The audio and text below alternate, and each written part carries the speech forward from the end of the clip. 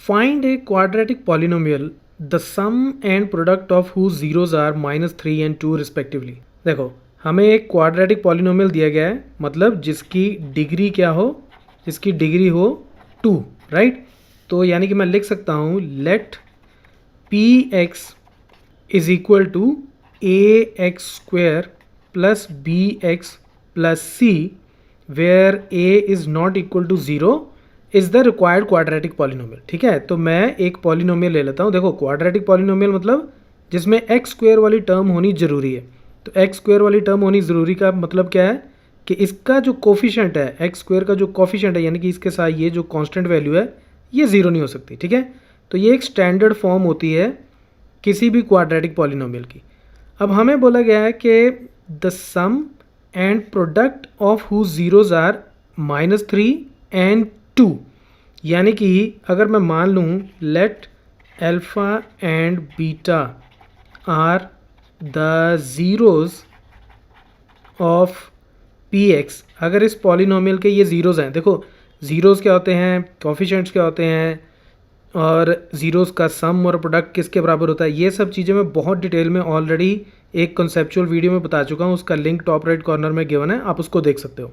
ठीक है, अब हमें ये गिवन है कि अल्फ़ा और बीटा अगर ये दोनों इसकी ज़ीरोज़ हैं तो उनका सम, तो सम जो है वो किसके बराबर है, यानी कि अल्फ़ा प्लस बीटा हमें कितना गिवन है, वो हमें गिवन है -3, और product of alpha and beta यानी कि प्रोडक्ट ऑफ ज़ीरोज़, तो हमने ज़ीरो माना है अल्फ़ा और बीटा को, तो इन दोनों का प्रोडक्ट हमें कितना गिवन है 2, राइट। तो अल्फ़ा प्लस बीटा -3 दे दिया और अल्फ़ा इंटू बीटा उसने कितना दे दिया हमें 2। अब हमें क्वाड्रेटिक पॉलिनोमियल यानी कि ये जो पॉलिनोमियल है इसको फाइंड आउट करना है। ये हम कैसे फाइंड आउट करेंगे, ये हम इसके ऊपर बात करते हैं। अब इसको हम यहाँ पे 2 डिफरेंट मेथड से सॉल्व करेंगे। देखो एक तो बड़ा सिंपल सा मेथड है कि हमें ये पता है कि सम ऑफ ज़ीरोज़ जो है वो -b/a होता है, यानी कि minus of coefficient of x, b coefficient of x हो गया, और a जो है वो कोफिशिएंट ऑफ x स्क्वायर हो गया। ठीक है, तो अल्फ़ा प्लस बीटा अगर -b/a के बराबर होता है तो उसकी वैल्यू मुझे कितनी गिवन है, -3। ठीक है, तो यहाँ से अगर सिर्फ मैं अब इसको पिक कर लूँ तो माइनस के साथ माइनस कट गया, तो यानी कि b/a मेरे पास कितना आ गया 3, राइट। अच्छा, दूसरी तरफ अल्फ़ा इंटू बीटा ये क्या होता है c/a यानी कि कांस्टेंट टर्म, और डिवाइडेड बाय a यानी कि कोफिशिएंट ऑफ x स्क्वायर, तो ये कितना आ जाएगा, ये मुझे गिवन है 2। तो अब मैं अगर ये सिर्फ इसको पिक कर लूँ तो यहाँ से ऐसे लिख देता हूँ इसको, c/a इज इक्वल टू 2 हो गया। ठीक है, अब इन दोनों इक्वेशंस में ये जो मेरे पास इक्वेशंस आ गई हैं इसमें मान लो let a is equal to 1, तो अगर मैं सिंपली a को 1 पुट कर दूं तो मुझे b कितना मिल जाएगा, b/1 इज इक्वल टू 3, क्योंकि b/a था, a को 1 पुट किया, which implies b is equal to 3, and c/a मतलब c/1, तो ये a को 1 पुट कर दिया यहाँ पे, और वो किसके बराबर है 2 के बराबर, तो यहाँ से c कितना आ जाएगा 2।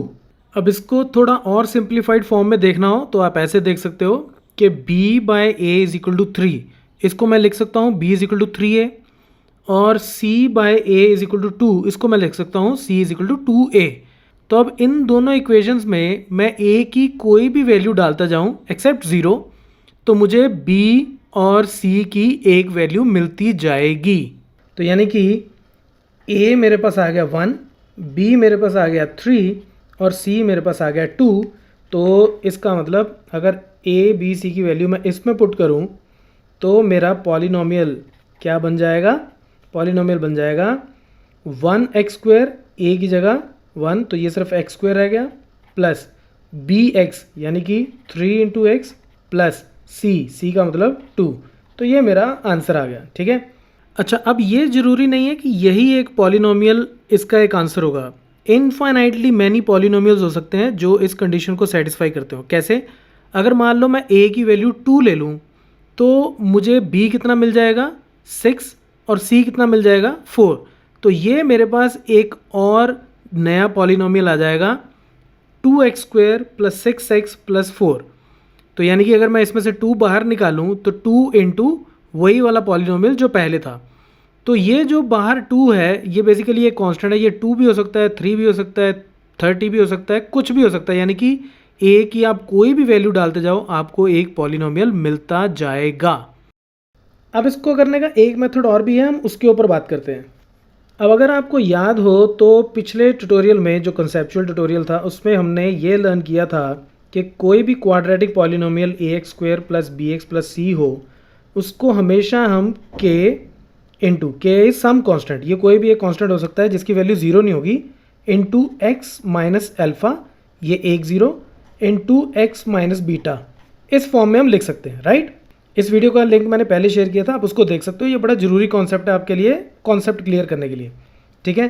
तो अल्फ़ा बीटा इसकी ज़ीरोज़ हैं, तो किसी भी एक क्वाड्रेटिक पॉलिनोमियल को हम इस फॉर्म में लिख सकते हैं, के जो है वो ज़ीरो नहीं हो सकता, क्योंकि के ज़ीरो हो गया तो सारा कुछ ही ज़ीरो हो जाएगा, तो क्वाड्रेटिक पॉलिनोमियल रहेगा ही नहीं।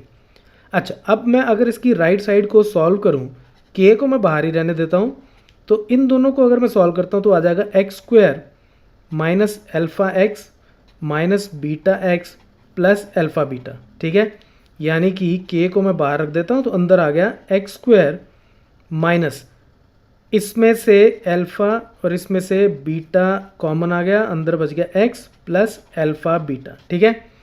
अब एल्फ़ा प्लस बीटा की वैल्यू मुझे क्या दी गई है, यहाँ से मैं ये कर सकता हूँ कि ये हो गया k into x² minus alpha plus beta मुझे गिवन है -3, ठीक है। तो इसमें -3 डाल देता हूँ, प्लस एल्फ़ा इंटू बीटा मुझे गिवन है 2, तो यहाँ मैं 2 डाल देता हूँ, तो ये क्या बन जाएगा k into x² plus 3x plus 2 where k is not equal to 0। अब अगर आप इसको इस आंसर के साथ कंपेयर करके देखो तो यही पॉलिनोमियल निकाला था हमने पहले, x² प्लस 3x प्लस 2, तो ये हो गया x² प्लस 3x प्लस 2। अब k की वैल्यू अगर आप 1 डालोगे तो आपको ये मिल जाएगा, अगर आप k की वैल्यू इसमें 2 डाल दोगे तो आपको क्या मिलेगा 2x² प्लस 6x प्लस 4, और इसकी भी ज़ीरोज़, इस पॉलिनोमियल की ज़ीरोज़ भी सेम अल्फ़ा और बीटा ही होंगी। k की वैल्यू कुछ भी हो जाए उससे कोई फ़र्क नहीं पड़ता, 1 2 3 300 3 लाख कुछ भी हो जाए, ज़ीरोज़ उसकी यही रहेंगी। ज़ीरोज़ इसके बेस पे डिसाइड होती है, ये जो अंदर मेरे पास ये वाली टर्म आई, ओके।